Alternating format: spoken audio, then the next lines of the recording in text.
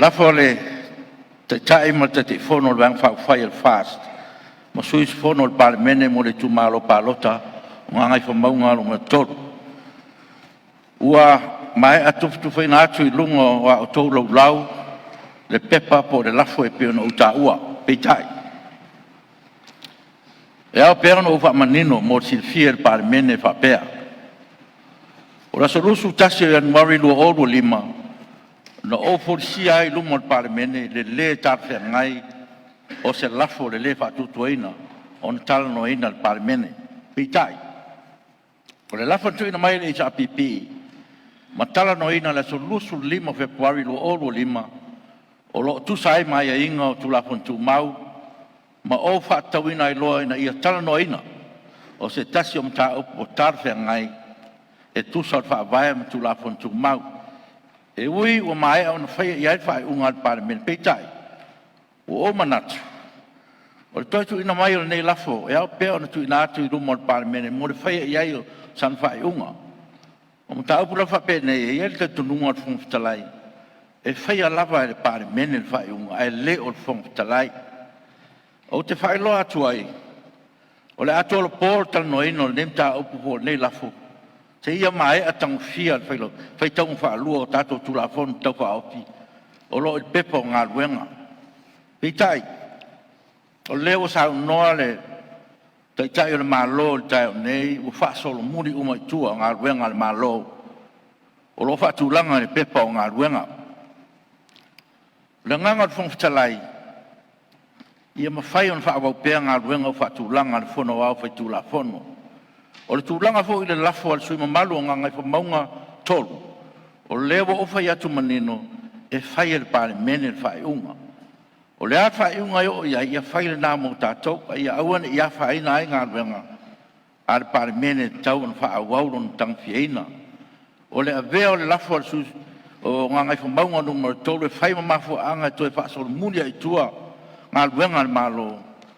Ia fina ngalo mali lie e le talia ina no foa. Ono tulanga alo ia o vana no fai o malo ma pare mene o te manatu foi o mai ar pitola au al purenga fa tonu ala nga ruenga e pe tu ina mai ma fa tulanga ia ile longa al pare mene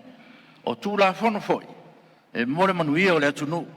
e le tulanga no mea le toi fa solmunio nenga ruenga ile sila fa fonga mai o le tunu o lo ia inga tula fono tu mau e fai ai on toi fa solmuli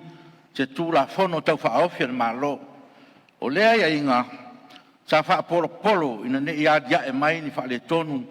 e mo mi ai le toi ta pena o se tu la fono pitai o mta upu fina ngalo ne ia te tai malo e le ta fe ngai ono le o ile la sanga mo le lau li wina al pare mene e le fo se fa le tonu tu la mai ia nga wenga malo e le fo se mafu anga ta fe ngai o le atoe fa solo muni ai o le toe fa solo muni wa tangi ai le amana i o le tau loa o mtafa yo tausi al parmene talu mai le aso rusu tasi an mari lo o lima e le fai alava se le lenga le va fa fai ar fa tua le tua sa mo tas o le nganga na fa unga al fon talai na so fono o le fa fita u tu le mai il tai nei tasi na mafu angol